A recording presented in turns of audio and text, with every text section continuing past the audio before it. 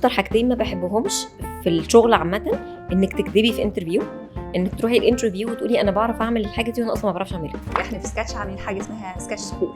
بجد في حلو. كل مره يجي مره في الشهر يجي واحد يعمل برزنتيشن للتيم اوكي. على اما حاجه اتعلمها، اما كورس حلو. اخده، والا بودكاست، والا كتاب. من ضمن الشركات من القرارات الوحشه ان هو في وقت من الاوقات قال لك انا عايز داون سايزنج، انا عايز اقلل الكوست بتاعتي، فماشي ناس زي ما بيتقال في الكتاب، هو كل 70 موظف قدامهم واحد اتش ار.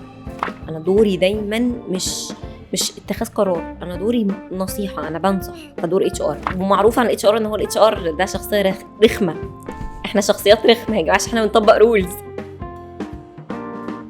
كارير كافيه بودكاست برعايه سكاتش، تقدروا تسمعونا على انغامي وتشوفونا على اليوتيوب. اهلا بكم في كارير كافيه بودكاست. اليوم هنسمع من إشراق رشوان، ابتدت وتقدمت في مجال الموارد البشريه من HR سبيشاليست لحد دلوقتي ما شاء الله HR دايركتور. هنتكلم على كام حاجه، على الحاجات الوحشه والحلوه في الشركات، هنتكلم على الوصفه السحريه بتاعها، ازاي تبني فريق ناجح، ازاي ممكن برضو تمانج الداون سايزنج بتاع الشركه من غير ما تفقد السمعه بتاع الشركه والانتاجيه بتاع الموظفين بتاعك، وكم حاجه تانية. فقبل ما نتكلم معاها ما تنسوش تابعونا على انغامي وعملوا سبسكرايب على يوتيوب شانل بتاعتنا. اهلا بيك يا إشراق. اهلا بيكي، ايه الاخبار؟ الحمد لله، وانتي؟ كله حلو الحمد لله.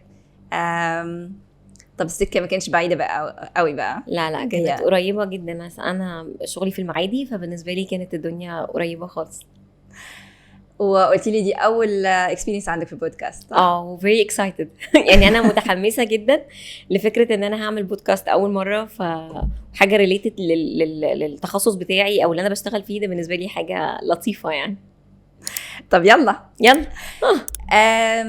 انتي زي ما قلت لك في الاول، انتي اول ضيفه عندي في البودكاست 100% HR. يعني دي حاجه تشرفني.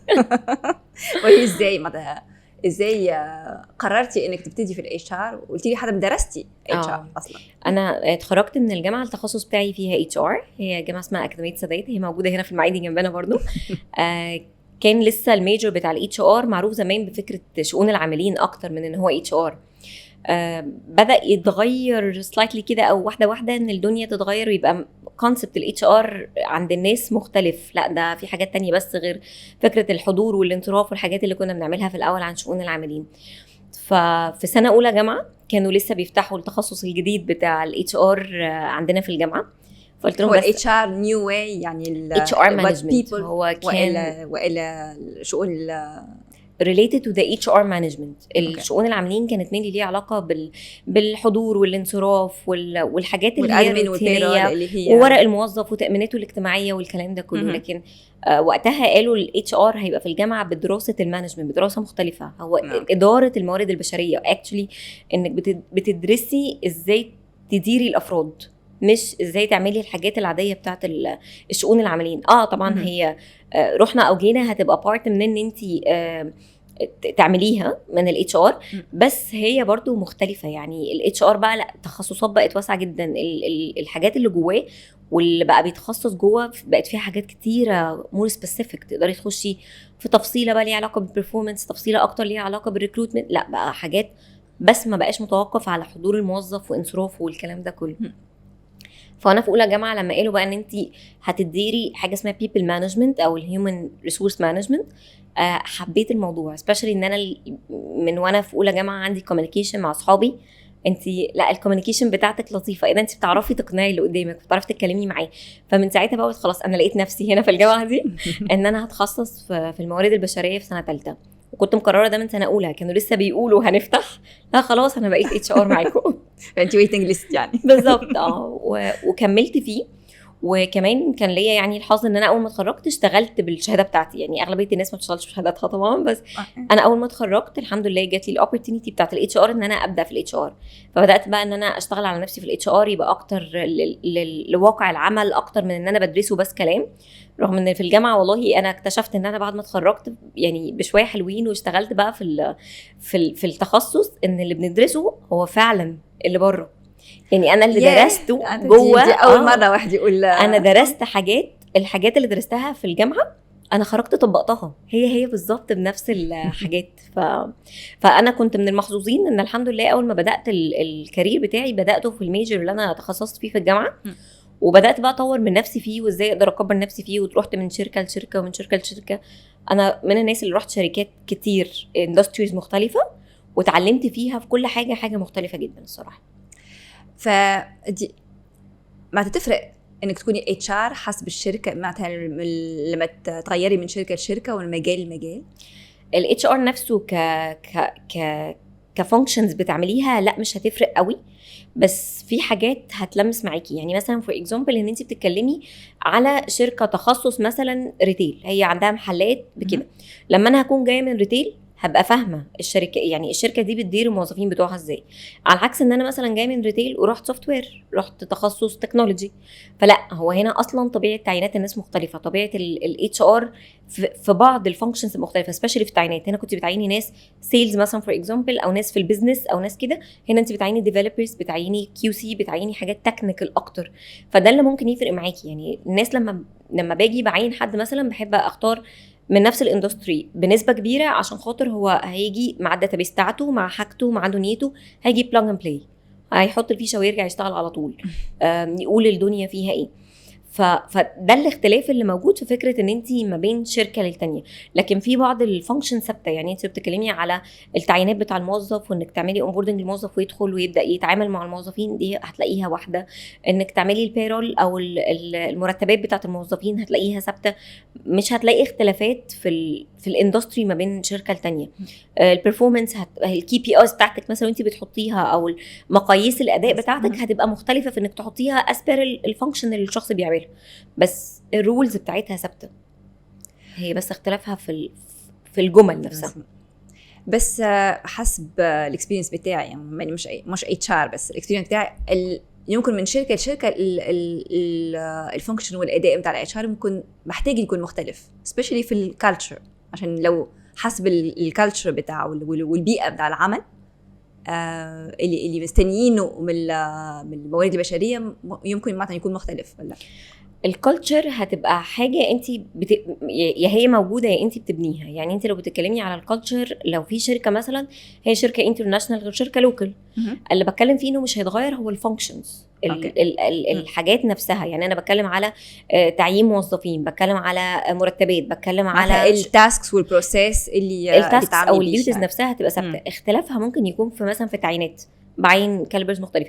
لكن اي شركه حتى لو ما كنتيش اتش ار، فانت بتروحي بتشوفي الكالتشر والانفايرمنت بتاعت الشركه دي مختلفه، مش لازم تبقى ثابته طبعا. وبتبداي تكوبي مع الناس. في شركه مثلا شركات الريل استيت مختلفه تماما عن شركات السوفت وير، مختلفه تماما عن شركات الكونسلتنسي. فكل شركه على حسب الكالتشر بتاعها والاندستري بتاعتها كمان بيساعدك اكتر انك ازاي تقدري تكوبي مع الناس دي، ازاي تقدري تتاقلمي بسرعه، ازاي تقدري تدخلي في تفاصيل الشركه وتقدري تعملي تاقلم مع الناس بشكل بسرعه جدا وتفهميهم.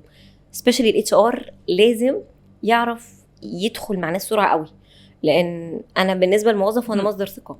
انا بعمل بالانس ما بين الشركه وما بين الموظف. فلو هو في الاول انا ما دخلتش معاه وحسسته ان انا بالنسبه لك انا ظهرك، انا هنا سندك، لما تحتاج حاجه انا هعرف اساعدك فيها، ولو ليك حق فعلا هتاخده، ده مش بسهوله انك تعرفي تكسبي الحب بتاع الموظفين او ان هو كده. ومعروف عن الاتش ار ان هو الاتش ار ده شخصيه رخمه. احنا شخصيات رخمه يا جماعه، احنا بنطبق رولز. فمش كل الناس بتبقى عارفه تتجاوب مع ده، ان انا لا انا حابب، وان انا حابب اتدخل معاكي، وان انا حابب ادخل معاكي، وان انا اجي واتكلم معاكي كده، افتح الباب واجي اتكلم معاكي كاصحاب. ما بيبقاش بسهوله خالص خالص. لازم يبقى عندك كوميونيكيشن، ازاي تعرفي توصلي له لا انا تراستبل، انا حد تقدر تثق فيه، فتقدر تقول كل اللي جواك، وانا على قد ما اقدر هعرف اساعدك لحد الاخر، ولو ليك حق لازم هتاخده. بس الفانكشن بتاع الاتش ار عندها دواليتي، عندها وجهين، عشان محتاجه تكوني طبعا عندك الثقه بتاع المانجر المدير والثقه بتاع الموظف. صح. فازاي توثقي بين الاثنين؟ ما هو هي دي كلها كوميونيكيشن. بصي اكتر حاجه هتخليكي عامله ده ان يحصل موقف ما بين موظف وما بين شركه، وانك تقفي مع الحق. مع الموظفين لما بتديهم حقوقهم وبيصدقوا فيكي، بتبني كريدت، تبني رصيد عند الموظف. فلما اجي لا انا هقفش هنا في رولز، انت لازم تتبع الرولز دي، لازم تبقى معانا، لازم تبقى شايفها، هو هيبقى شايف ان انا بعمل ده فعلا عشان هو اداني مصلحته ومصلحتك. وفي الاول انا لو هي عندك حق فيها هتلاقيني انا بجيبها من غير ما انت تتكلم. لكن لما يبقى للشركه ليها حق، انت بنيتي الثقه مع الموظف خلاص والكريدت مع الموظف، ان انت لما تيجي تقولي له هنا هنقف مش هينفع نعمل ده، هو هيبقى واثق انك بتقولي ده، لانك لو في ايدك حاجه تعمليها احسن من كده ليه هتعمليها. فده هي المعادله صعبه، هي مش سهله، بس بالكوميونيكيشن وبالطريقه، وان انت فعلا ما تجيش على الموظف عشان خاطر الشركه وما تجيش على الشركه عشان خاطر الموظف في بعض السيتويشنز اللي بتحصل. ده لازم يبقى يعني لازم تعرفي تكسبيه. يعني احنا مثلا فور اكزامبل انا عديت بسيتويشنز ان انا داخله شركه جديده محدش فيها يعرفني خالص، بدات اكسب الناس واحده واحده، بان انا تيم بيلدينج يا جماعه، يلا نقعد مع بعض ونتعرف على بعض ونتكلم مع بعض. بدات اعمل حاجات يمكن تكون مش تبع الاتش ار اصلا، انا ممكن ادخل في حاجات انت محتاج مساعده في ده، انا ممكن اساعدك في ده حتى لو هي بره التخصص بتاعي. ليه؟ عشان ده هيخليه يفهمني، انا مش جايه ارخم عليك، انا جايه ابقى رمانة الميزان ما بين هنا وهنا. بس تكلمنا على الكالتشر، عندك ديفينيشن بتاع كالتشر؟ عندي ديفينيشن للكالتشر. بصي الكالتشر هي اسبير اصلا الكومباني اساسها فين. اسبير الكتب، الكالتشر ده انك ازاي تلبسي وازاي تتكلمي وازاي تبريزنتي الشركه اللي انت فيها وازاي تبعتي ايميل، والايميل ده اسبير الكتب. بس لما تخشي على ارض الواقع شويه هتلاقي الكالتشر دي مقسومه لحاجات كتيره جدا. جزء منها كالتشر، جزء منها انفايرمنت للناس، جزء منها ازاي انا بتعامل، ازاي الناس اللي موجوده هم فيهم كيمستري مع بعض يتعاملوا.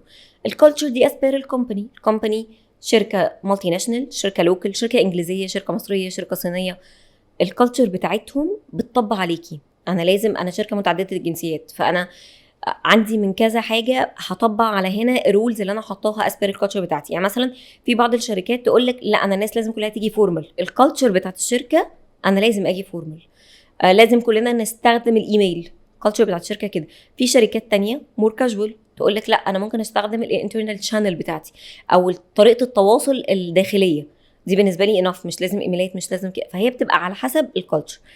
اهم جزء في الكالتشر انا بشوفه او مرتبط بيه قوي هو الحته بتاعت الانفايرمنت، الناس تبقى شبه بعض وهي موجوده في المكان. اكتر حاجه انا شفتها من الاكسبيرينس بتاعتي بتنجح المكان ان الناس تبقى متالفه. يعني بنشوف كتير جدا في الماركت في الوقت الحالي ان الناس داخله تثبت نفسها، لا انا اشطر منك، لا انا احسن منك، لا انا، ده موجود. انك تعرف توصل للكل ان كل واحد شاطر في حتته وشاطر في الجزء بتاعه وانه عارف يكبر ده صعب جدا تعرفي تعمليه. فالانفايرمنت مهمه جدا، ان الناس تحس ان هي جايه الشركه، انا جايه بيتي. انا وصلت في وقت من الاوقات في شركه من الشركات اللي بشتغل فيها ان الناس حابه تيجي المكتب الصبح، انا حابب ابقى موجود، انا حابب اجي بدري عن ميعادي عشان اقعد مع الموظفين اصحابي شويه نقعد مع بعض قبل ما نبتدي شغل. ده بيخلي اصلا جو الشغل بعد كده، ولما يبقى في تعامل ما بيني وما بينك اسهل كتير. up to limit، عشان برضو كل حاجه لو زادت عن حدها بتتقلب ضدها.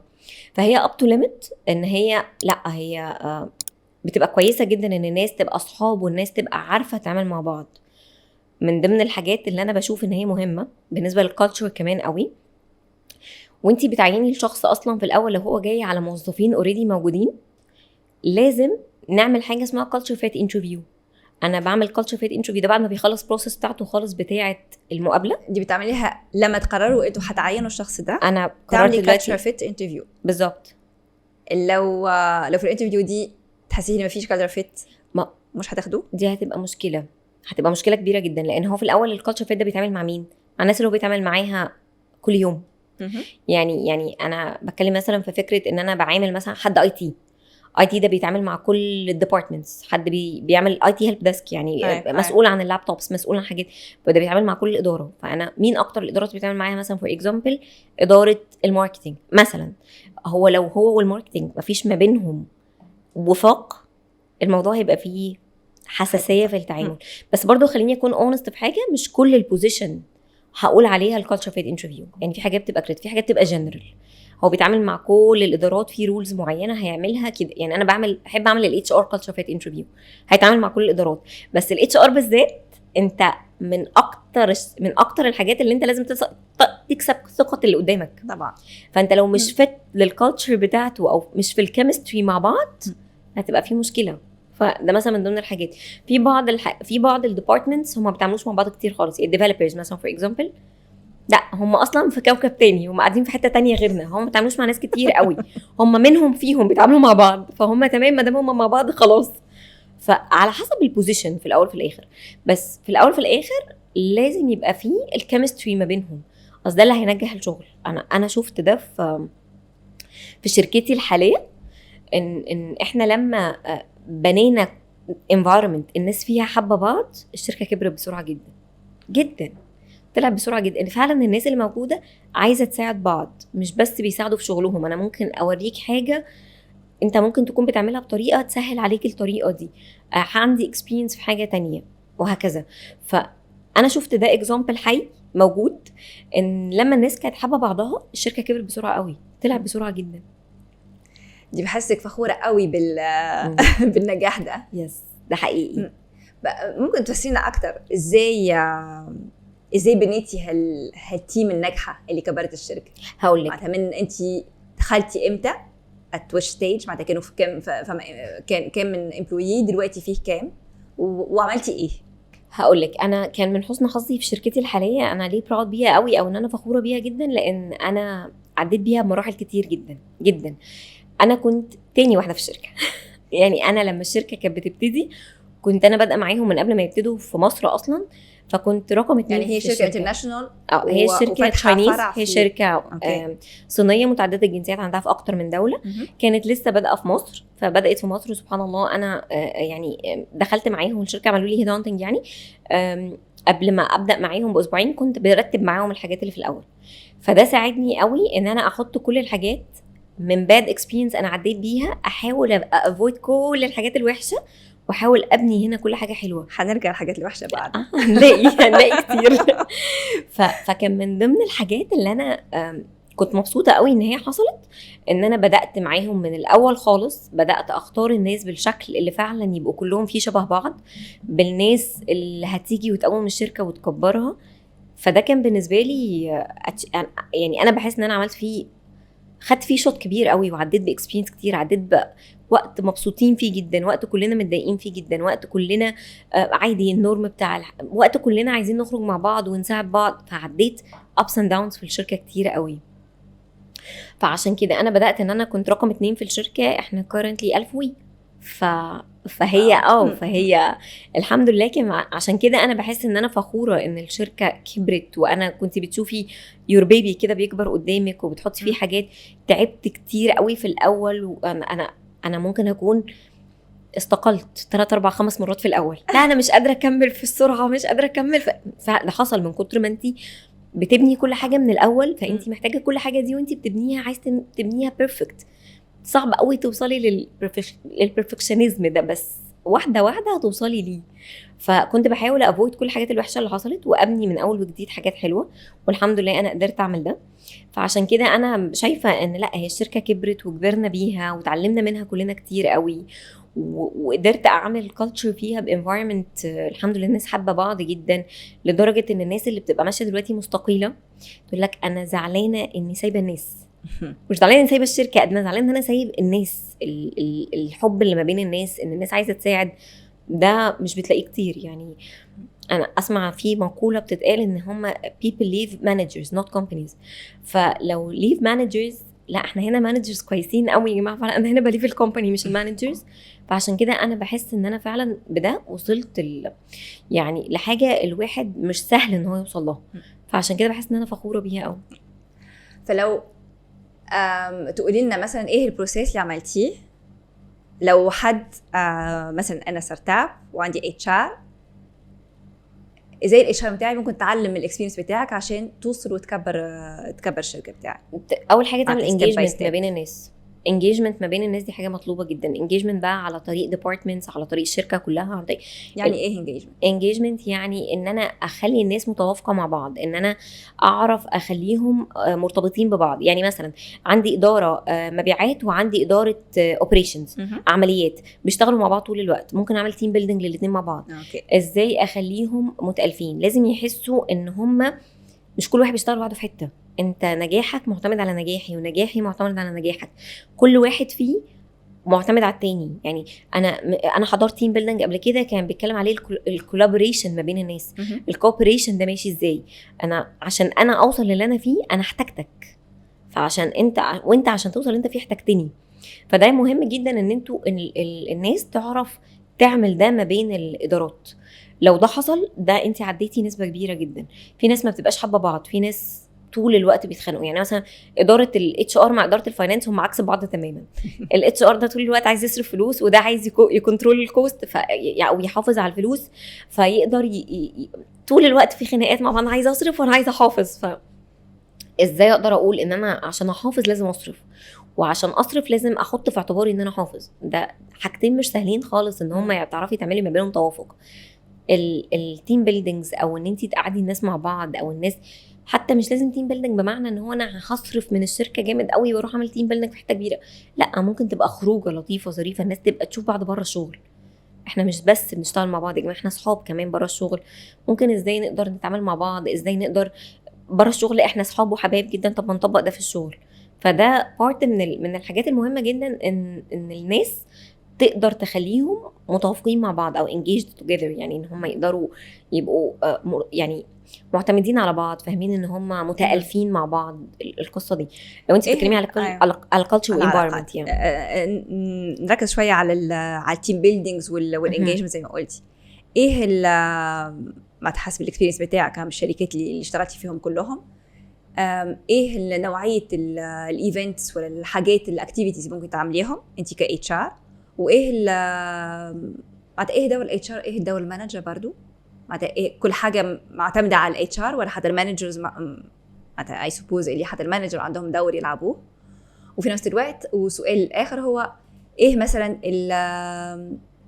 كم مره في الاسبوع، كم مره في الشهر، كم مره في السنه نعملوا حاجات ايفنتات وتيم بيلدينج وخروجه طيب خليني ارد عليكي على قصه المانجر الاول.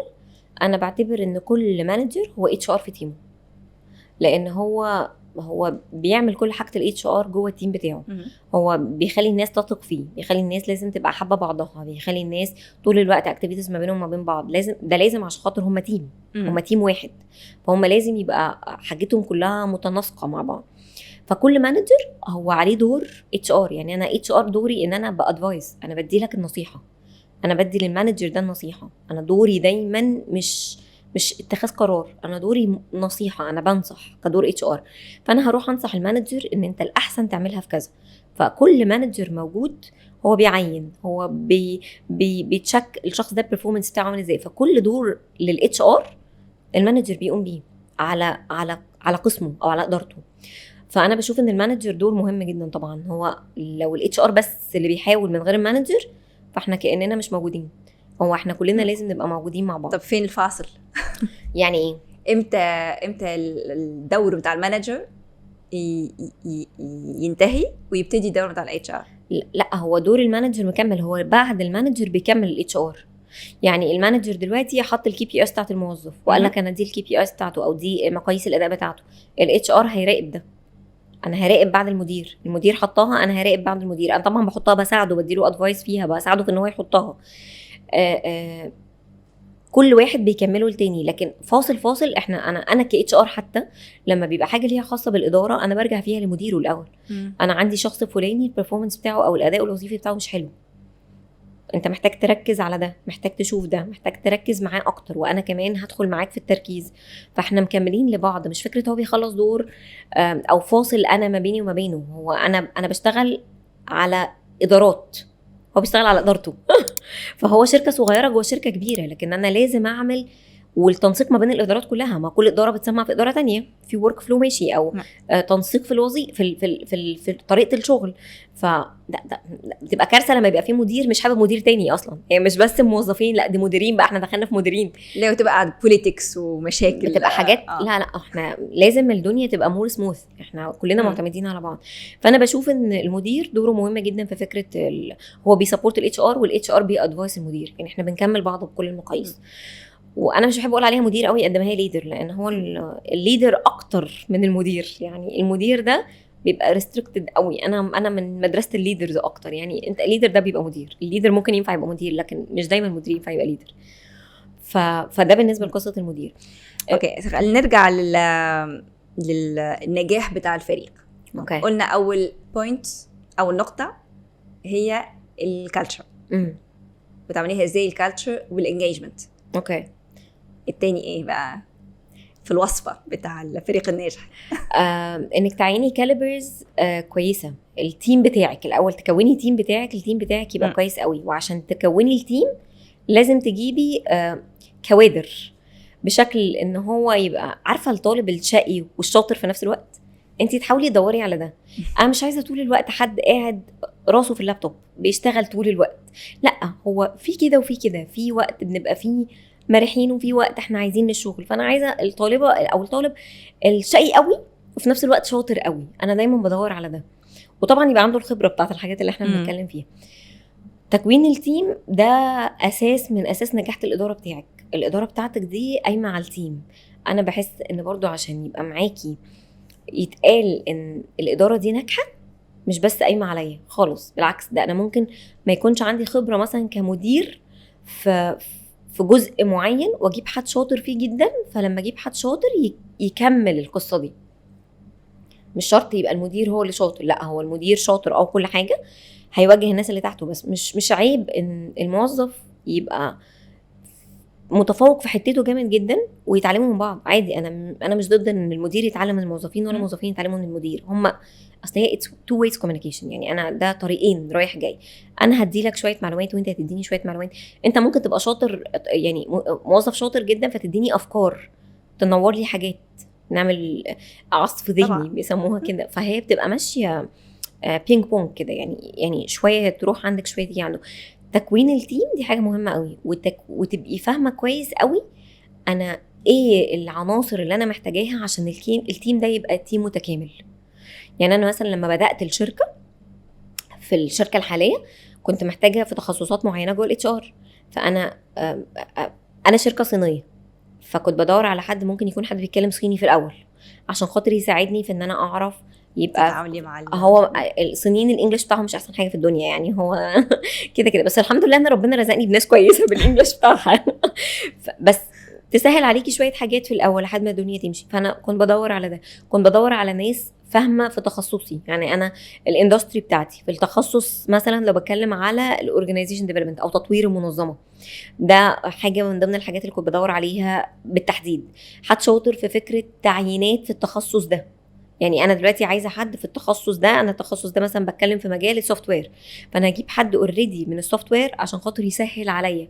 انا شركه لسه بتبدا وهم الصينيين سرعه جدا جدا، فانت محتاج حد يبقى فاهم بسرعه قوي في اللي انت عايزه عشان يعرف يابروتش او يعرف ياتراكت الموظف، يعرف يتكلم لغته الكويس بالظبط، يجيب الموظف بسرعه جدا فيبدا يتعين فكده.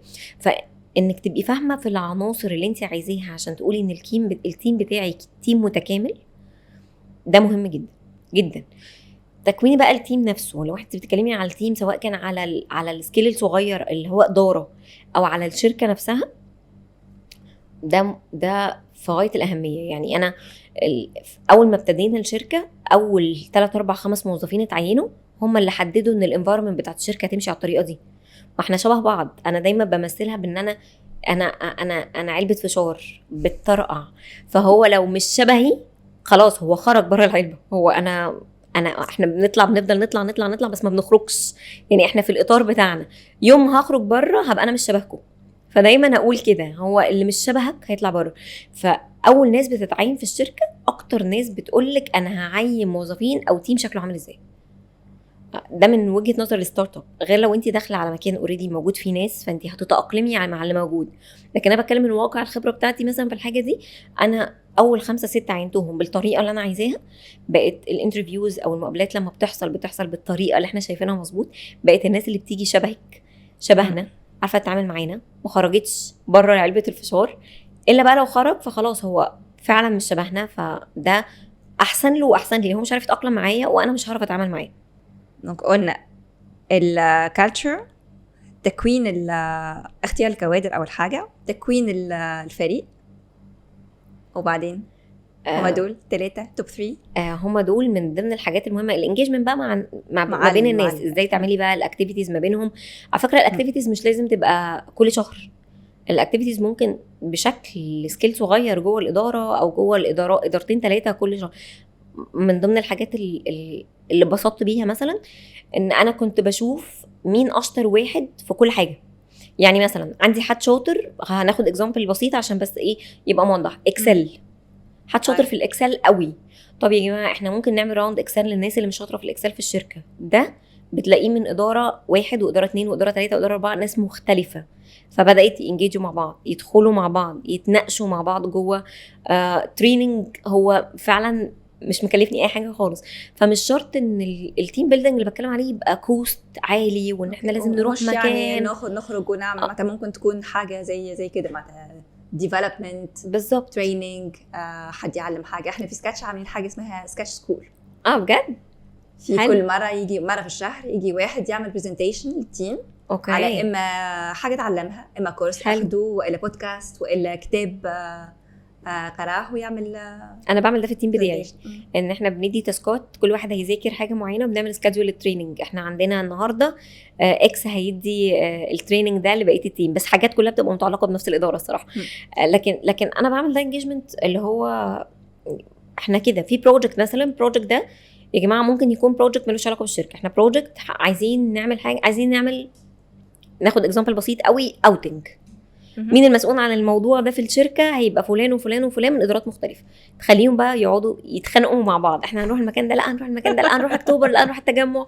فيبقى في ما بينهم الحياه شويه انجيج يعني متالفين مع بعض. فبيحصل باكتر من طريقه. ممكن يحصل من خروج عاديه خالص، تلاقي ادارات من نجمع ناس من ادارات مختلفه، يلا يا جماعه النهارده في خروج. ممكن نرجع. ممكن انا كشركه اقول انا عندي إدارة عمليات وإدارة مبيعات، أنا عاملة إيفنت غدا أو عشاء للإدارتين دول بس، يخرجوا بره.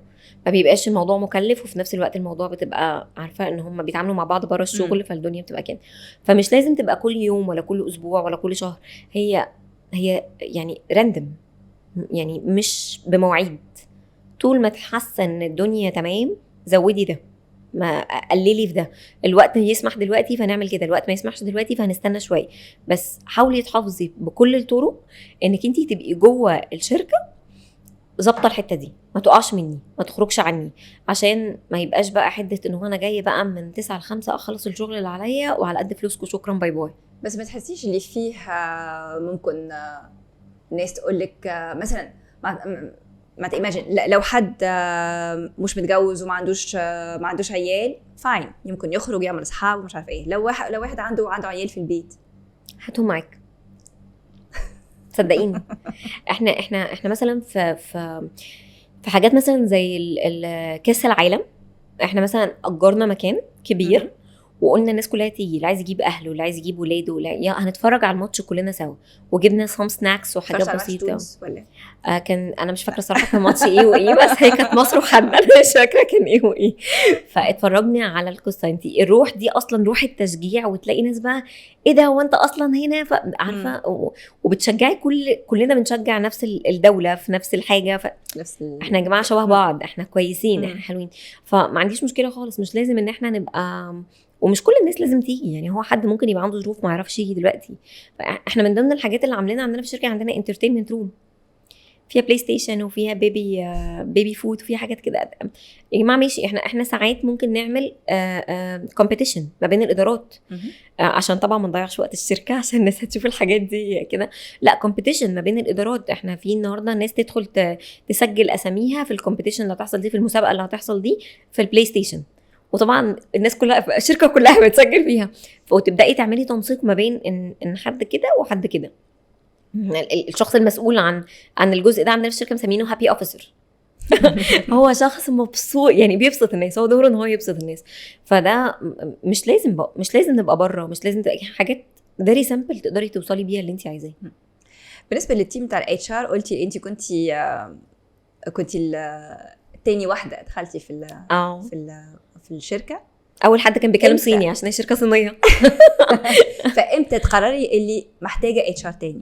امتى تقولي اللي انا لوحدي مش ممكن ومحتاجه اكبر اعمل تيم اتش ار؟ لما الفانكشن تبدا تكتر عليكي. يعني ايه؟ يعني انا دلوقتي عندي 10 موظفين هقدر اقوم بيهم، 20 موظف هقدر اقوم بيهم، 30 موظف هقدر اقوم بيهم. في حاجات بقى تبدا تكتر، الفانكشنز نفسها بقيتي محتاجه تعملي مش بس ريكروتمنت، لا ده انت محتاجه تعملي ريكروتمنت بسرعه جدا او تعيين موظفين بسرعه جدا. في نفس الوقت انت عندك بيرول، وانا عندي بروسيس بتاعت البيرول بتعمل 3 مرات في الشهر، وبروسيس بيرول، وعندك او دي لازم تحطي بوليسيز وبروسيدجرز، وتبداي تعملي جوب ديسكريبشن وجوب اناليسيس، انك تبداي تعملي وصف وظيفي للموظفين، وتبداي لا هتلاقي الحاجات بدات تكتر. في حاجات عند عدد موظفين معين انا اقدر اسبير بوك، يعني زي ما بيتقال في الكتاب، هو كل 70 موظف قدامهم واحد اتش ار. ده علميا، بس عمليا ممكن يبقوا اكتر على حسب طبيعتهم، على حسب حاجات كتير قوي. طبيعه الموظفين ممكن تبقى كلها اداريين، فانت قادره تكنترولي عن 70 عن 80 عن 90. في ناس طبيعتها في الشغل في كوميشن بقى بيحصل، وتبداي ناس تشتغل سيلز، فلا ده احنا محتاجين حد يحسب الكوميشن. فعلى حسب العدد، مع انت بتعملي ايه في الاتش ار، مع التنوع برضو بالظبط. بتعملي ايه الادوار اللي بتعمليها جواه. ولو ريكروتمنت بس خلاص ما فيهاش مشكله، انا هفضل طول الوقت عين. لو حد بيعمل ورق موظفين بس، حتى ورق موظفين ما يقدرش عليه واحد، يعني 70 موظف كفايه قوي بالنسبه لهم. عنده فايلات وعنده ورق بيتابعه وعنده حاجات كده. بيرول لو سيستم هتبقى سهله ما فيهاش مشكله، لكن لو انا بعمله مانيوال تحتاجي حاجه ناس كتير معاكي وهكذا. طب اتكلمنا على انت فخوره بيه، واتكلمنا برضو على قلت لك هرجع للحاجات الوحشه. ايه الحاجات الوحشه اللي شفتيها في مسيرتك لحد دلوقتي؟ بصي هقول لك، في ناس محظوظه بتخرج من الجامعه تشتغل في شركات كويسه جدا، فعلا شركات بتبقى مدارس. في ناس بتعمل كده، وفي ناس ما بيبقاش الحظ حالفها قوي، فبالتالي بتبدا تخبط كتير. يعني انا شفت مثلا من ضمن الحاجات اللي كانت عندي صعبه جدا ان انا عشت سنه كامله مع مدير صعب جدا جدا. انا فعلا I left because of the manager. فانا شفت ده بعيني، عشان كده انا كنت بحاول اتجنب ده جدا. يعني ايه مدير صعب؟ مدير صعب، مدير طريقته في التعامل مش حلوه، تحسي ان انت بتشتغلي عنده، مش بيابريشيت او مش بيقولك شكرا على الشغل اللي انت بتعمليه، مش بياخد شغلك وينسبه لنفسك، ان ينسبه لنفسه هو. طريقه تعاملاته مع الناس تكره الناس انها تيجي تطلب منه حاجه. فده مدير صعب، ده مدير في الاتش ار بالذات يعني صعب قوي. يمكن يكون في وجهات نظر تانية، هو شايف ان الاتش ار لازم يبقى شخص حاسم جدا، ما ينفعش يبقى شخص فرفوش، ما ينفعش يبقى، دي مدارس. بس انا عشت ده، شفته بشكل تعبني نفسيا جدا، فتحاولت اتجنب ده جدا لما بدات ابني الحاجات. الانفايرمنت بتاعت الناس في شركه تشتغلي فيها يبقى كل هدف الناس ازاي هقفلك على الغلطه، ازاي هروح اشتكيكي في مشكله انت عملتيها، ازاي انت غلطتي الغلطه دي، فانا اروح اقول للمدير الحق دي بتعملها غلط. انا يا احنا جايين نشتغل، احنا جايين نساعد بعض، احنا مش جايين هنا عشان نعطل بعض ونوقف بعض عن ان احنا نكبر. ده انا شفته، وشركات كتيره جدا موجود. ناس تانية في ادارات ما تديكيش معلومه، انا مش هديكي المعلومه، تعالي اتعبي عشان تجيبيها. فاحنا بنساعد بعض. انا هنا جايه عشان اساعدك وانت تساعدني. فانا شفت كتير قوي. فازاي دي لما واحد يكون مؤسس شركه ولا مدير بتاع شركه يقولك دي الكابوس، دي اكتر حاجه ما بحبهاش، ازاي حضرتك نوصل للحاجات دي، والاهم هو ازاي اني ما نوصلش للحاله دي؟ ما بصي الكابوس ده بيبقى ليه كذا حاجه. يعني في بعض الناس تقول لك مثلا لو بتكلمي على اصحاب شركات يقول لك الكابوس ان الناس بتشتكي كتير قوي، شكوى عامه رهيبه، شكوى كتير، الناس مش عاجبها اي حاجه. دي مثلا تبقى حاجه part of the environment. انت ازاي ممشي الدنيا عندك، ازاي نقدر نافويد انك الناس دي مش شغاله عندك، الناس دي شغاله معاك، الناس دي هتنجحك عشان تكبر بيهم. اقعد معاهم، اتكلم معاهم، ما تعملش دور انك قافل على نفسك الباب عشان انا سي او انا مدير ومش مش ببارتيسبيت مع الناس. لا، احنا السي او بتاع الشركه بيجي لنا من الصين عشان يقعد مع اقل موظفين، يقعد معانا ويتكلم معانا ويقول انا شايف ايه وانا بعمل ده ليه. طب انا مثلا من ضمن الحاجات اللي هقف فيها ان الشركه هنا مثلا عندها قرار وحش هتاخده. طيب انا لو دخلت قلت انا هاخد القرار ده، الناس قفلت خلاص، انا مش هشتغل. لكن انا لو دخلت انا باخد القرار ده عشان 1 2 3 4، وابقى مش على احساس ان الموظف مشارك في ان انا عايز اعمل ان ده هيتاخد عشان خاطر 1 2 3 4، ده لوحده بيخليه عنده الباشن او الحافز اللي يخليه ان هو يعمل ده. عشان ماشي، ممكن هو قرار وحش واحنا متفقين انه وحش، بس انا هعمله عشان خاطر هو لمصلحتي ومصلحه الشركه. يعني احنا يعني مثلا من ضمن الشركات من القرارات الوحشه ان هو في وقت من الاوقات قال لك انا عايز داون سايزنج، انا عايز اقلل الكوست بتاعتي فماشي ناس. فده كان قرار انا اصلا عليا يا لهوي انا همشي الناس طب سيبهم يستقلوا لوحدهم، نسيبها ناتشورال ريزيجنيشن. لا، انا لازم اخد قرار. فلو انا ما كنتش قعدت مع الناس وشرحت لهم انت ليه بتمشي ومصلحتك انك تمشي اكتر من انك تقعد، ومصلحتك في ايه انك تمشي والكلام ده كله، هو بالنسبه له ما كانش هيبقى ايه ده، دي شركه وحشه قوي دي بتمشي موظفين. ومين بقى ساعتها اللي هيخاف اكتر؟ اللي قاعد مش اللي مشي. بالضبط. فكنت عايزه اسالك السؤال ده عشان انا مريت بكم مره اللي الشركه داون سايزنج وتخرج الناس بموجات بتاع عرفت. الانفايرمنت كله خوف، الناس كلها خايفه ومفيش فيش حد نفقد الثقه في الشركه بعد زي امنا ولا البيت اللي نروح له كل يوم. وفي ناس اللي موجوده هنا عندهم 10 سنين، في اللي موجودين 5 سنين، في اللي من يوم وليله مش عارفين نفسهم لو بكره ممكن انا اللي بكره هترفد. فازاي لما ازاي مثلا ممكن انت تديري الداون سايزنج كاتش ار من غير ما تفسد ثقه الموظفين في الشركه، نخليهم اللي هم يحسوا نفسهم ستيل عايزين يشتغلوا، وفي نفس الوقت في السمعه برضو بتاع الشركه. طبعا. بصي خليني اقول لك ان فكره الداون سايزنج او لي اوف عامه ما كانتش موجوده في مصر زمان. يعني كانت موجوده على استحياء. انا بطلع موظف معاش بدري، موظف كبر سنا فخلاص شكرا انا هستغنى عنه. لكن فكره ان انا موظف مثلا يبقى معايا بقاله 6-7 شهور سنه واقول له شكرا باي باي، وهو ممكن يكون ما يكونش عنده مشكله في البرفورمانس او الاداء بتاعه، ممكن يكون اداؤه كويس، ولكن انا الشركه البيزنس نيدز او الاحتياجات بتاعه الشركه دلوقتي ان انتي تعمليها، ولا الظروف الاقتصاديه برضه. ما هو انا لسه كنت جايه لك بقى اقول لك ان اصلا ده انتشر بسبب الظروف الاقتصاديه بتاعه البلد. فالظروف الاقتصاديه بتاعه البلد دلوقتي اتغيرت، فاكوردنجلي انتي بقيتي تضطري انك تواجبي الظروف الاقتصاديه بتاعه البلد دي، فبقيتي بتنشي. اهم حاجه مش بس للي موجود، للي ماشي كمان تشرحي له انا ليه بمشيك. لان انا كنت بقعد مع الناس في وقت من الاوقات بقول لهم انت احسن لك انك تمشي من انك تقعد. انت هتقعد ما بتعملش حاجه، ما بتتعلمش حاجه جديده. انت احسن انك تلاقي شغل تاني في حته تانية تكبر فيه وتتعلم فيه وتروح فيه وتحط اكسبيرينس بتاعتك اكبر. ده بالنسبه لك مصلحه في بعض الاوقات.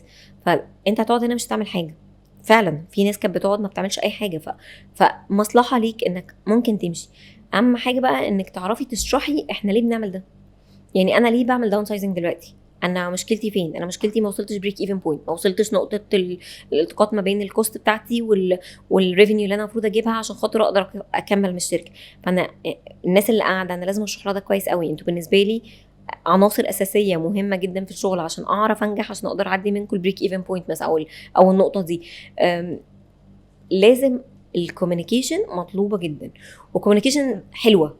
يعني كوميونيكيشن في نفس الوقت للشركه كلها، وبعدين كوميونيكيشن لكل شخص اللي هو معني بالرفض عشان نفسر له اللي معناتها ايه مصلحته برضو. صح. ليه هو بالذات ما تختارناه عشان يخرج. فمعناتها كوميونيكيشن على الكوميونيكيشن هي نقدر نقول كده طوابق. لايرز بتتحط فوق بعض. اول حاجه كوميونيكيشن للشركه كلها، واول ما هتقولي الكوميونيكيشن الناس كلها تحبط والناس هتبقى ابسط. احنا بنعمل داون سايزنج، احنا بنلاقي اوف بعض الناس، احنا وضعنا مش احسن حاجه. ده بالنسبه له هو قفل، شكرا. تعملي ايه بقى بعد كده؟ تبداي واحده واحده. الناس اللي ماشيه انا هقعد مع واحد واحد افهمه انت ماشي ليه وليه احسن لك انك تمشي، ولو عندي الاوبورتيونيتي ان انا امشي مش همشيه، انا لو عندي الفرصه ان انا انقله في اداره تانية هنقله. والقاعد اوريدي، وده بالنسبه لي مهم قوي، لان ده لو فضل محبط هو مش هيديني انتاج، هو لازم ينتج. فانا لازم ازاي اعرف احافظ على ده وعلى انتاجيته وعلى قدرته وان هو يفضل. فده لازم يفهم كويس قوي، ده لازم يبقى معاكي حاسس ان هو مكمل، انا مكمل. طب انا ليه مش هتغدر بيا؟ بالضبط يعني انا ايه اللي يضمن لي ده؟ انا ايه اللي يضمن لي ده؟ كنت بشوفه كتير جدا، والناس تقعد تتكلمي مع ناس مره واثنين وثلاثه. ما هو لو عايز يمشيك ما هيمشيك من الاول، ليه هتستنى؟ طب انا ليه مش هستنى بعدها بكام شهر وتمشوا تاني؟ ده بيحصل كتير قوي. بس اهم حاجه في الحاجات دي كلها انك توضحي ده ليه بيحصل، وتشيري معاهم الحاجات الكويسه. ما انا مش بشير الحاجات الوحشه بس.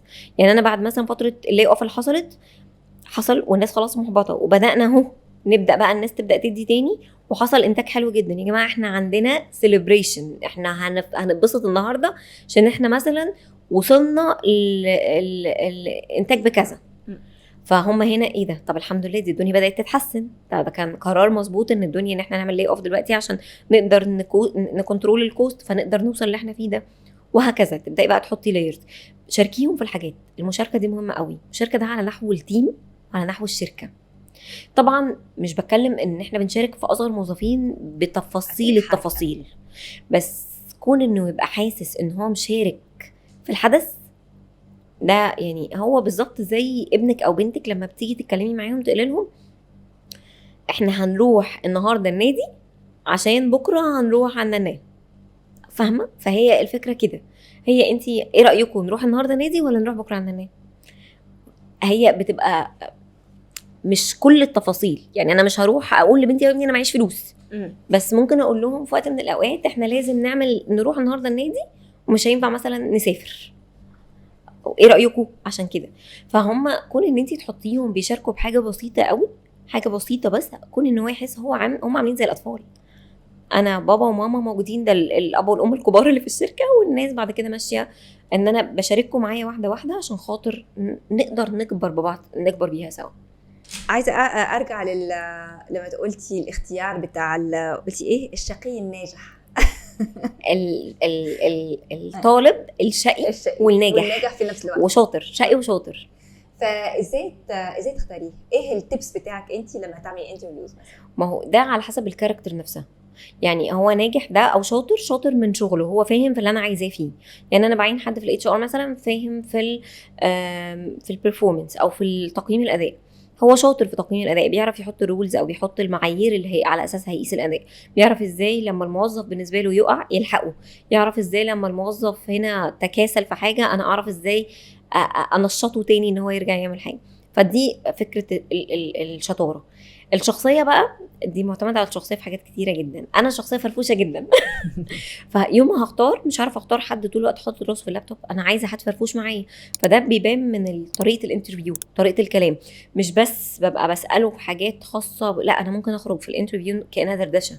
يعني طبعا هساله لان هو في الاول وفي الاخر هو جاي يشتغل، فهساله على التخصص بتاعه، بس ممكن اخرج في النص اعرف بيهزر بيضحك بيعمل ايه في اوقات فراغه اصلا. لكن في البيت طول الوقت دماغي في الكتاب طول الوقت، دماغي في اللابتوب طول الوقت. ممكن ده يكون كويس لبعض الناس، مش شرط يبقى عندي. يعني انا قلت لك اكزامبل بتاع السوفت وير ديفلوبر، هم عايشين في كوكب تاني، هم مش معانا على الارض. انا بشوفهم هم في كوكب تاني فعلا، طريقه تفكيرهم، طريقه الكوميونيكيشنز بتاعتهم، طريقه الحياه، هم مختلفين. ده واحد طول الوقت دماغه في اللابتوب بيكتب كود. يا حرام بجد، هم بيصعبوا عليا، هم بيكتبوا كود، ما بيحبوش يتكلموا عن ما بيتكلموش خالص. هو بيفكر جوه دماغه وبيرد على نفسه جوه دماغه، وبيعتبر ان هو اتكلم مع حد ورد عليه فهم دي شخصيتهم، فهو طبيعي مش هتلاقيه فرفوش قوي، بس هو دي طبيعته. بس في ادارات لا، انا يعني لازم تبقى فيها الماركتنج مثلا، دول الاداره لازم تبقى فرفوشه جدا ده انتوا اصلا الافكار بتاعتكم بتطلع من الفرفشه، فانتوا لازم تعملوا فرفشه عشان تعرفوا فهي بتبقى كده. فهو ده الشاطر وفي نفس الوقت الشقي بينكشك، مش سايبك قاعده فاضيه كده، وفي نفس الوقت يبني ما بينكم علاقه كويسه. بس في الانترفيو انت لما تعملي انترفيوز والى الاختيار مثلا السelection بروسيس بتاعك، ايه الادوات اللي تستعمليها؟ انترفيوز وبس، ولا تستعملوا يوز كيسز مثلا، ولا تستعملوا اسسمنت، ولا بصي على حسب البوزيشن. هو مش كل البوزيشنز اللي انا بعينها ممكن اعمل معاها كل الحاجات دي. يعني في مثلا بوزيشنز بتعمل لها تيستس، يعني انجلش تيست بقى او اكسل تيست وحاجات كده، وفي ناس بتعمل لها انترفيو بقى بيور سيتويشنز، تخشي بقى جوه ديب سيتويشنز، واحكي لي لما حصل، واحكي لي لما ايه جرى، واحكي لي لما الدنيا كانت ماشيه ازاي. في ناس بتحطيها في حاجه اسمها ستار ميثود. ستار ميثود دي اللي هي سيتويشن تاسك اكشن وريزلتس، انت محتاجه تسمعي منه الفول باكج حصل فيها ازاي. طب انت في ناس تعملي معاها رول بلاي، احنا هنقعد مع بعض كأن انت مثلا سيلز وانا انت بتبيع لي حاجه، فيلا نلعب. في ناس هتعمل لها اسسمنت ودايما بتعمل ثيرد بارتي، يعني بتبقى حد من بره الشركه عشان يعرف يقيم، خاصه لما يبقى البوزيشن تقيل، دايركتور سي ليفل حاجه كده. وفي حاجات بتعملها كيس ستادي، انا حاطه 3-4 كانديديتس في نفس الوقت. ده برضه بيحصل للبوزيشنز الكبيره مش الصغيره. انت لما تغلطي في الشغل كلنا نغلط، بعيط. انا لما اصلا انا من الناس اللي كملش حتى سؤال. لا انا بعيط، انا بغلط بعيط، انا بعترف بغلطي بقى، انا غلطت. كملي. كنت عايزه اشوفك تتصرفي ازاي يعني. بعيط انا لما بغلط، اصلا انا مش يعني عارفه لما بيقول لك الشاطر لما بيقع، مش عارفه في مثل كده بيقول الشاطر لما بيقع حواراته بتكتر، حاجه كده يعني. المهم لما بقع انا اول واحده بكتشف غلطي.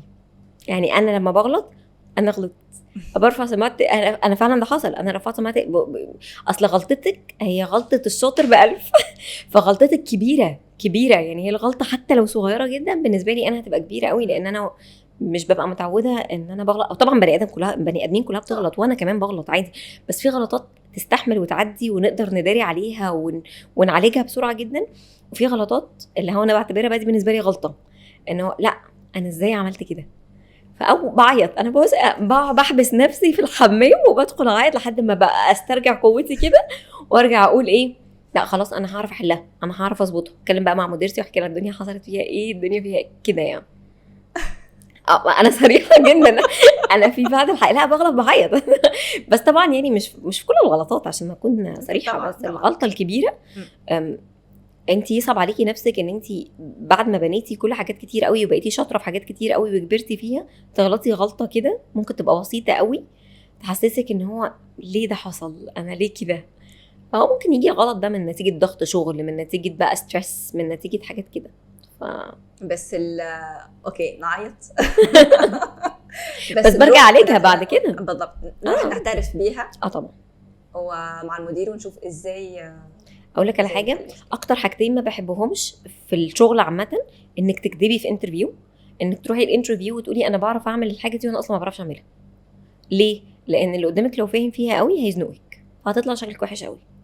فدي من اكتر الغلطات اللي ممكن الناس تعملها. روح الانترفيو زي الاكسبيرينس بتاعتك، ربنا كاتب لك انك تاخد الوظيفه دي، هتاخدها بالاكسبيرينس بكل حاجه. دي بوينت مهمه جدا. وتاني حاجه ان انا لما اغلط في الشغل، اجي وانا عندي حد في التيم، اول ما بتغلط تيجي تقولي انا عملت مصيبه. تدخل عليا المكتب كده، انا اشراك انا عايزاكي، حصل ايه، انا عملت مصيبه. ايوه مصيبه ولا مصيبه ملمومه؟ مصيبه. فتبداي بقى بسرعه تعالجي الدنيا فيها ايه. لا هو اعتراف بانك غلطتي ده بيضيف لك مش بيقلل منك خالص خالص، لان احنا موجودين اصلا في الشغلانات دي عشان نتعلم. فهغلط عشان اتعلم، اصلا ما غلطتش مش هتعلم، لازم اغلط فهتعلم. طب ايه واتس نيكست بالنسبه لك في الشغل؟ ما تبتديتي من اللي درستي الاتش ار في الجامعه دلوقتي مثلا شغاله دايركتور في الاتش ار؟ الحمد لله. بصي انا درست ايه الحلم؟ افتح ماي اون بزنس. يعني الستيب بقى اللي بعد كده انا وصلت لاعلى المراحل. طبعا في حاجات الاتش ار تخصصات، فممكن في حاجات ما اكونش خدت فيها الاكسبيرينس، ممكن اطور نفسي فيها بشكل او باخر. يعني انا بدات بدراستي وربنا كرمني واشتغلت في المجال، عملت الماسترز بتاعتي، عملت دراساتي والسيرتيفيكتس بتاعتي في حاجات كتير قوي كلها في الاتش ار. انا حابه المجال وحابه القصه، بس عشان تطوري من نفسك ممكن بعض التخصصات تبقى اكتر ان انا اروح لحاجات انا مش فاهمه فيها كويس قوي، ابقى مور ادفانسد فيها، اتخصص في حاجات اكتر، او افتح بقى شركتي خلاص، افتح الشركه بقى اللي انا منها هبقى سي او، اللي انا بدير منها حاجات تانية كتير يعني. ف عمر ما الطموح هيقف، ولو فتحتي شركه هتبقى عايزه ليها فروع، ولو فتحتي فروع هتبقى عايزه في دول مختلفه، ولو فتحتي في دول مختلفه عايزه ابقى وورلد وايد. فطول ما انت يعني الحمد لله طول ما البني ادم شايف قدامه ان هو مجتهد، مش هيقف عند حته معينه. مش هقولك لا انا خلاص اكتفيت ووقفت هنا، لا مش انا خالص. وده مش المفروض يبقى عند حد الصراحه. يعني انا بشوف ان طول ما انت بتحاولي تكسبي منها حاجه جديده او تتعلمي حاجه جديده، كل ده ما بيضيف لخبراتك الحياتيه والعمليه وحاجات كتير. يعني حتى في تعاملاتك مع اولادك قدام، في تعاملاتك مع الناس، ده كله بيبقى اسبير الاكسبيرينس بتاعتك، لايف اكسبيرينس بتاعتك كمان. طب انت بتتعلمي ازاي؟ بصي انا قلت لك اللي انا البروسيس اللي انا خدتها. يعني بدات بالجامعه، وبعدين خدت السيرتيفيكتس بتاعتي في الاتش ار، وبعدين خدت الماسترز. العلام في كذا طريقه، مش لازم كله يبقى عن طريق التعليم في سكول معينه او في جامعه معينه او كده. لا انت ممكن تتعلمي من شركتك نفسها. انت ممكن تحضري ايفنت الديبارتمنت او اداره ليها علاقه بالبرودكت، حاجه بعيده عن اللي انت بتتكلمي فيه خالص، تبداي تتعلمي حاجات جديده، تتعلمي من كورسز اونلاين، تتعلمي من بس مواقف بتساعدي ناس لمجرد ان هم مثلا مش عارفين الحاجه دي، او سوري، لمجرد ان هم محتاجين حد يساعدهم فيها. فالعلام ده هو بحر، ممكن اتعلمه بقى وانا قاعده في بيتي، ممكن اتعلمه وانا قاعده في جامعه، ممكن اتعلمه وانا قاعده في الشغل. اصل العلام هو مش بس معلومات، العلام ده حاجات كتير قوي. في بعض البوزيشنز ممكن اعين فيها حد يعني مش لازم يبقى عنده الاكسبيرينس الوهميه في الحته دي، بس يبقى شخصيه كويسه، والاكسبيرينس كده كده هيتعلمها طول ما هو ماشي، طول ما هو في شغله، طول ما هو بيتحط في مواقف هيتعلم، طول ما هو عنده القدره ان هو يدخل ويفتح كورس اونلاين. ده حتى اليوتيوب دلوقتي ممكن تعلمي منه، ده مفيش حاجه دلوقتي ما بقتش اونلاين خلاص. انتي اونلاين هتتعلمي من اليوتيوب. تفتحي مثلا قانون ضرائب جديد نزل، افتحي اليوتيوب هتلاقي مليون الف واحد بيقول لك هتعمليها ازاي وتشوفيها ازاي، فتبداي تتعلمي فتضيفي الاكسبيرينس بتاعتك. مش بس في الاتش ار، ده في كل المجالات. في ناس في بعض الادارات لازم تبقي هي لازم تذاكر التكنولوجي كلها، هو كل يوم في تكنولوجي جديده، فهو لازم يروح ياخد الكورس ده عشان يبقى فاهم التكنولوجي دي بتمشي ازاي. والله لو اجتهد وفتح فيديوز وفتح حاجات على اليوتيوب هيعرف يجيب اللي هو عايزه برضه. فالعالم ده مش بس معلومات، هو العالم ده جاي من البني ادم نفسه وتعاملاته مع الناس اللي حواليه كلها. في سؤال كنت عايزاني اساله لك وما سالتوش. انت ما خليتيش حاجه. سالتي كل حاجه.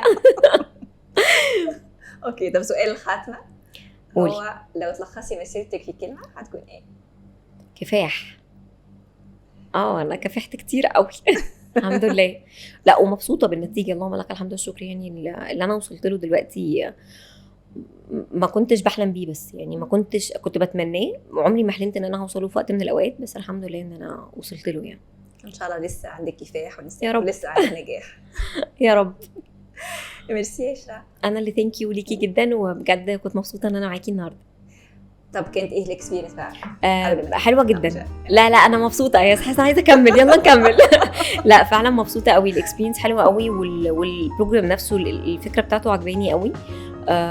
لا بجد جود لك. يعني برافو ان انتوا عرفتوا تعملوا الفكره الحلوه دي. ميرسي قوي خالص. على ايه؟